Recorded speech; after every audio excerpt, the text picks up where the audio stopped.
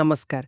आज तो फेब्रुआरी 1 2026 किंतु आसंतु आज टिके समय पछकु जिबा ठीक 24 घंटा पछकु एकदम गतकाली माने जनवरी 31 तारिख रो खबर कागज गुड़िक आम पई की चित्र अंकुतिला सेटा टिके देखिबा। आम पाखरे ओडिसारा किछि मुख्य खबर कागज अछि धरित्री प्रतिदिन समय आउ ओरिसा पोस्ट रो भी किछि अंश अछि एमिते लागुची जेमिते आमे गोटे टाइम कैप्सूल खोलुछु। एटा बड़ मजेदार कथा कारण गोटिए दिनर खबर कागज खाली घटनार तालिका नुहे ना बिल्कुल नुहे। यह सही समयर माने सही दिनर सामाजिक राजनीतिक आउ अर्थनैतिक स्पंदनरु गोटे रेकर्ड परी। तेबे आसंतु सेई सुट्टागुड़ी को जोड़ी एक बड़ चित्र तैयारी करबाकू चेष्टा करिबा। चलंतु आमे आरंभ करिबा सीधा एक आंतर्जातिक खबररू जहार प्रभाव बोधवे सारा विश्व उपरे पड़ी पारे। अमेरिका खबरटा कहउछंती कि हाँ खबर कागज रे अछि जे राष्ट्रपति डोनाल्ड ट्रंप केविन वॉशंग को फेडरल रिजर्व रो परवर्ती अध्यक्ष भाबे बाछिछंती। देखंतु एटा सुनिबाकू गोटे वैषयिक खबर परी लागुछि। हाँ किंतु एहार प्रभाव बहुत बेसी। निश्चित भावरे कारण फेडरल रिजर्व माने अमेरिकार केंद्रीय बैंक तार सबुठु बड़ शक्ति होउछि तार स्वाधीनता। से सरकार ठारू अलगा होई निष्पत्ति निये एकदम जहाँ फलरे देशर अर्थनीति राजनीतिक चापरू मुक्त रहे किंतु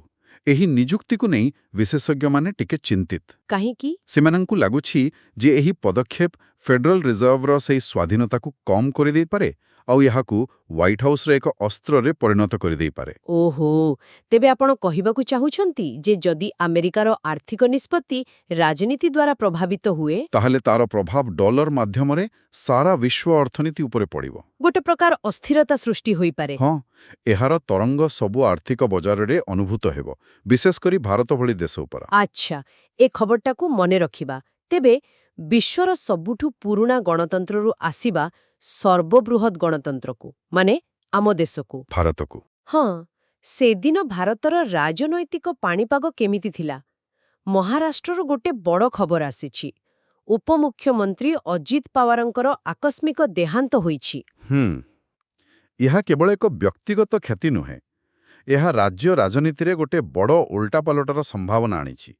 केमिति देखंतु खबर कागज कहूची जे तांको मृत्यु परे एनसीपी रो जो दुईटी भाग होई जाइथिला सेमाने पुणी एकाठी होई पारंती। ओ एथिरु भारतीय आंचलिक राजनीतिर गोटे गभीर सत जଣା पड़ुछि आमर बेसी भाग आंचलिक दल व्यक्ति केंद्रिक एकदम जणे बा दुई जण नेतांक करिश्मा उपरे चाले से नेता न रहिले दलर आदर्श दुर्बल होई जाए सेतेबेले एकाठी हेबा बा भांगी जीव बहुत सहज माने नीति बा आदर्श ठारू नेता बड़ एइटा तो दलर भविष्यत पई भल नुहे। निश्चय सेथिपाई तो लेखा अछि जे आगोकू जिउ जिल्ला परिषद निर्वाचन अछि तार फलाफला ही सब किछि स्थिर करिवो कारण क्षमता क्षमता ही एमिति समीकरणर मूल आधार समस्तंकर नजर एबे से फलाफल उपरे। अच्छा राजनीतिर एही दुईटी बड़ खबर छड़ा आउ गोटे छोट किंतु गुरुत्वपूर्ण खबर अछि। कोटा म्यांमार निज विरुद्धरे चालिथिबा नरसंहार अभियोग को खंडन करिछि। हाँ एही खबर गुरुत्व तार प्रभाव रे अछि आंतर्जातीय आईन रे पूर्व उदाहरणर बहुत महत्व थाए माने गोटे मामलार राय आउ गोटे मामला को प्रभावित करे। हाँ सेथिपाई कुहा जाउछि जे एही मामलार राय दक्षिण आफ्रिका इजराइल विरुद्धरे जो मामला करिछि ता उपरे भी प्रभाव पकाई पारे। आपण जानती ए सब सुनिला परे मो मन को गोटे कथा आसुछि कौन आमे जो तीनोटी खबर देखिले अमेरिकार फेड भारतर आंचलिक राजनीति आउ म्यांमार लड़ाई सबुठी गोटे साधारण सूत्र अछि शक्तिर संतुलन एकदम केउठी संस्था आउ राजनीति भितरे केउठी नेता आउ दल भितरे आउ केउठी छोटो आउ बड़ देश भितरे। बहुत बढ़िया भावे आपने आगु जोड़िले एबे एई शक्ति संतुलनर आलोचना को अर्थनीति आड़कू नहीं जिबा। हाँ कारण सेठी भी आमको दुईटा अलगा अलगा चित्र देखिबा को मिलुछि। केमती समय खबर कागजर मुख्य शिरोनामा बहुत आशावादी लेखा अछि भारतर अर्थनीति स्थिर भावे आगौछि। रिपोर्ट कहूछि जे विश्वरे एते अनिश्चितता सत्वे भारतीय अर्थनीति स्थिर अछि। निश्चय भल खबर किंतु एई खबर को आमर से प्रथम आलोचना सह जोड़िबा दरकार अमेरिकार फेडरल रिजर्व कथा। हाँ ଯଦି ସେଠି ରାଜନୈତିକ ହସ୍ତକ୍ଷେପ ବଢ଼େ ତେବେ ତାର ପ୍ରଭାବ ସିଧା ଭାରତ ଉପରେ ପଡ଼ିବ। ବିଦେଶୀ ନିବେଶକମାନେ ଟଙ୍କା କାଢ଼ି ନେଇପାରନ୍ତି।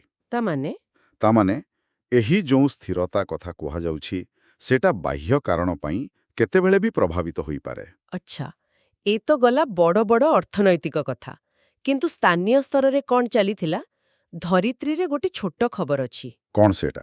ପୋଲିସ ଗୋଟେ ବେଆଇନ କୋଇଲା ବୁଝେଇ ଟ୍ରକ୍ ଜବତ କରିଛି।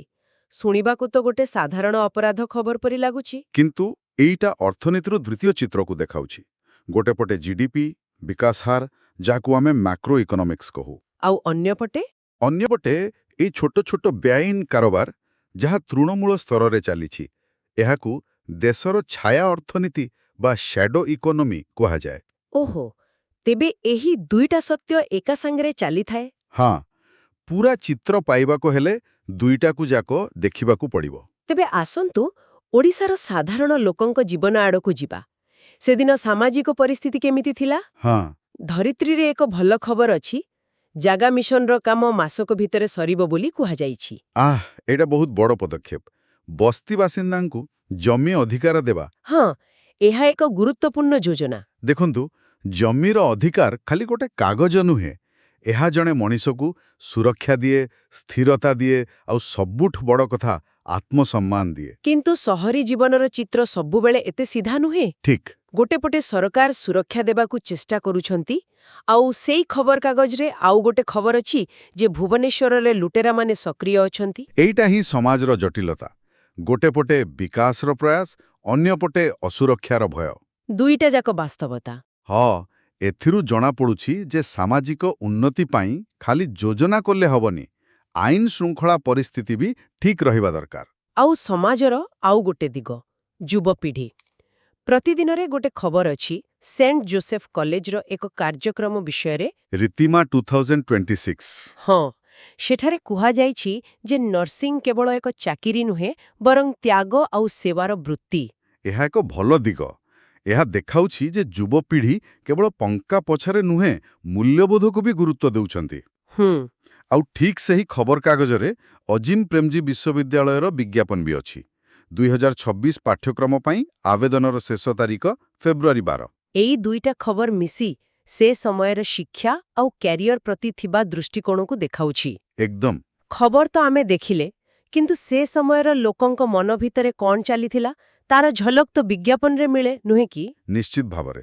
ବିଜ୍ଞାପନ ତ ସମାଜର ଦର୍ପଣ, ସେମାନଙ୍କ ଆଶା ଆକାଂକ୍ଷାର ପ୍ରତିଫଳନ। ତେବେ ଦେଖନ୍ତୁ, ଭୁବନେଶ୍ୱରର ହୋଟେଲ ପ୍ରାଚୀରେ ସିଲ୍କ ଇଣ୍ଡିଆ 2026 ପ୍ରଦର୍ଶନୀ ଚାଲିଛି। ଓହୋ। ଆଉ ଯେଉଁମାନେ ଆଜି ଫେବୃଆରୀ 1 ତାରିଖରେ ଏହାକୁ ଶୁଣୁଛନ୍ତି, ସେମାନଙ୍କ ପାଇଁ ଏହା ଶେଷ ସୁଯୋଗ। ଆଜି ହିଁ ଶେଷ ଦିନ। ଆଶା କରୁଛି 2026ରେ ଲୋକମାନେ ଏହାର ଫାଇଦା ଉଠାଇଥିବେ। ଆଉ ଗୋଟେ ମଜାଦାର କଥା। କ'ଣ? ଗୋଟେ ପଟେ ସିଲ୍କ ପ୍ରଦର୍ଶନୀ ଶେଷ ହେଉଛି, ଆଉ ଠିକ୍ ଗତକାଲି ଜାନୁଆରୀ 31ରୁ ଆରମ୍ଭ ହୋଇଛି ଖଦି ମହୋତ୍ସବ 2026। ଆରେ ବାଃ, ଏ ଦୁଇଟାକୁ ଏକାଠି ଦେଖିଲେ ବହୁତ କିଛି ଜଣାପଡ଼ୁଛି। ଗୋଟେ ପଟେ ସିଲ୍କ, ପରମ୍ପରା, କଳା, ବିଳାସର ପ୍ରତୀକ। ଆଉ ଅନ୍ୟପଟେ ଖଦି, ସ୍ୱଦେଶୀ, ସାଧାରଣ ଜୀବନ, ଆତ୍ମନିର୍ଭରତାର ପ୍ରତୀକ। 2026ର ବଜାରରେ ଏ ଦୁଇଟା ଯାକ ଧାରା ପାଇଁ ଜାଗା ଅଛି। ଏବେ ଆସିବା ସବୁଠାରୁ ଭାବପ୍ରବଣ ବିଜ୍ଞାପନକୁ, LICର। ହଁ, ସେଇଟା। ଜଣେ ବୟସ୍କ ଦମ୍ପତି ହସି ହସି ଗୋଟେ ସାଇକେଲ ଚଳାଉଛନ୍ତି, ଆଉ ଟ୍ୟାଗଲାଇନ୍ ହେଉଛି ପେନ୍ସନ୍ ସହ ପାଆନ୍ତୁ ଆପଣଙ୍କ ଜୀବନ ସାରା। ଏହି ବିଜ୍ଞାପନଟି ଅବସର ପରର ଜୀବନ ପାଇଁ ଲୋକମାନଙ୍କର ଆଶାକୁ ଦେଖାଉଛି। ଏଠି ଖାଲି ଆର୍ଥିକ ସୁରକ୍ଷାର କଥା କୁହାଯାଉନି। ନା, ଏହା ଏକ ସକ୍ରିୟ, ସୁସ୍ଥ ଆଉ ଖୁସିମୟ ଜୀବନର ଚିତ୍ର। ଏକ୍ଜାକ୍ଟଲି। ବାର୍ତ୍ତାଟି ହେଉଛି ଯେ ଅବସର ଜୀବନର ଶେଷ ନୁହେଁ, ବରଂ ଏକ ନୂଆ ଆରମ୍ଭ। କିନ୍ତୁ ଏଠି ମୋ ମନରେ ଗୋଟେ ପ୍ରଶ୍ନ ଆସୁଛି। ପଚାରନ୍ତୁ। କ'ଣ ଖାଲି ଗୋଟେ ପେନ୍ସନ୍ ପଲିସି କିଣିଦେଲେ ଏମିତି ସୁଖୀ ଜୀବନ ମିଳିଯିବ? ହଁ, ଏହା ଏକ ଗୁରୁତ୍ୱପୂର୍ଣ୍ଣ ପ୍ରଶ୍ନ। ସମାଜରେ ବରିଷ୍ଠ ନାଗରିକଙ୍କ ପାଇଁ ଉପଯୁକ୍ତ ସ୍ୱାସ୍ଥ୍ୟସେବା, ସାମାଜିକ ସୁରକ୍ଷା, ଏସବୁ କଥାକୁ ଏ ବିଜ୍ଞାପନଟି ସୁନ୍ଦର ଭାବରେ ଅଣଦେଖା କରୁନି କି? ଠିକ୍ କହିଲେ। ବିଜ୍ଞାପନ ସବୁବେଳେ ଗୋଟେ ଆଦର୍ଶ ଚିତ୍ର ଦେଖାଏ। କିନ୍ତୁ ବାସ୍ତବତା ହେଉଛି ଏକ ସୁସ୍ଥ ବାର୍ଦ୍ଧକ୍ୟ କେବଳ ବ୍ୟକ୍ତିଗତ ଯୋଜନା ଉପରେ ନୁହେଁ, ସାମାଜିକ ଏବଂ ସରକାରୀ ସହାୟତା ଉପରେ ବି ନିର୍ଭର କରେ। ହଁ, ବିଜ୍ଞାପନ ଆମକୁ ସ୍ୱପ୍ନ ଦେଖାଉଛି, କିନ୍ତୁ ସେ ସ୍ୱପ୍ନକୁ ସତ କରିବା ପାଇଁ ଆହୁରି ବହୁତ କିଛି ଦରକାର। ତେବେ ଏସବୁକୁ ଏକାଠି ଦେଖିଲେ 31 ଜାନୁଆରୀ 2026 ଦିନଟି କେମିତି ଥିଲା? ମୋତେ ଲାଗୁଛି ଏହା ଏକ ପରିବର୍ତ୍ତନ ଆଉ ଦ୍ୱନ୍ଦ୍ୱର ଦିନ ଥିଲା। ଗୋଟେପଟେ ଆମେରିକୀ ଅର୍ଥନୀତିରେ ବଡ଼ ପରିବର୍ତ୍ତନର ଆଶଙ୍କା, ଅନ୍ୟପଟେ ଭାରତୀୟ ରାଜନୀତିରେ ନୂଆ ସମୀକରଣ ଆଉ ଓଡ଼ିଶାରେ ସରକାରୀ ଯୋଜନାର ଆଶା ସହିତ ଅପରାଧର ଭୟ। ଏବଂ ଲୋକଙ୍କ ମନରେ ପରମ୍ପରା ଆଉ ଆଧୁନିକ ଆକାଂକ୍ଷାର ଏକ ସୁନ୍ଦର ମିଶ୍ରଣ। ସତରେ ଗୋଟିଏ ଦିନର ସମ୍ପୂର୍ଣ୍ଣ ସ୍ନାପଶଟ୍। ଏହି ଆଲୋଚନା ଶେଷରେ ମୁଁ ଗୋଟିଏ କଥା ଭାବୁଛି, ଗତକାଲିର ଖବରକାଗଜ ଆମକୁ କେବଳ ଅତୀତ କହୁନି। ହଁ, ଏହା ଭବିଷ୍ୟତକୁ ଦେଖିବାର ଦୃଷ୍ଟି ବି ଦେଉଛି। ଯେମିତି ସେ ଫେଡରାଲ ରିଜର୍ଭର ନିଯୁକ୍ତି ଖବର, ତାର ପ୍ରଭାବ ଆଗାମୀ କେତେ ବର୍ଷ ଯାଇ ରହିବ। ଆଉ ଅନ୍ୟପଟେ ସେ ସିଲ୍କ ଇଣ୍ଡିଆ ପ୍ରଦର୍ଶନୀର ବିଜ୍ଞାପନ, ଯାହାର ପ୍ରାସଙ୍ଗିକତା ଆଜି ଫେବୃଆରୀ 1 ତାରିଖରେ ହିଁ ଶେଷ। ଆଉ ଏଇଠୁ ହିଁ ପ୍ରଶ୍ନଟା ଆସୁଛି, ଆମେ ଯାହାକୁ ଖବର ବୋଲି ଭାବୁ, ତାର କେତେ ଅଂଶର ଦୀର୍ଘକାଳୀନ ମହତ୍ତ୍ୱ ଅଛି ଆଉ କେତେ ଅଂଶ କେବଳ ସେହି ଦିନର କୋଳାହଳ? ବହୁତ ବଡ଼ ପ୍ରଶ୍ନ। ଭାବନ୍ତୁ ତ, ଆଜିଠୁ 30 ବର୍ଷ ପରେ 2056ରେ ଯଦି କେହି ଏ ଖବରକାଗଜକୁ ପଢ଼େ, ତାଙ୍କ ପାଇଁ ସବୁଠୁ ଗୁରୁତ୍ୱପୂର୍ଣ୍ଣ ଘଟଣା କ'ଣ ହୋଇଥିବ? ଟ୍ରମ୍ପଙ୍କ ନିଯୁକ୍ତି, ଅଜିତ ପାୱାରଙ୍କ ମୃତ୍ୟୁ, ନା ଜାଗା ମିଶନର ସ୍ୱପ୍ନ, ନା ସେହି LIC ବିଜ୍ଞାପନରେ ଥିବା ଏକ ସୁସ୍ଥ ଜୀବନର ସରଳ ଆକାଂକ୍ଷା? ଏଇଟା ଭାବିବା ପାଇଁ ଏକ ଭଲ ପ୍ରଶ୍ନ।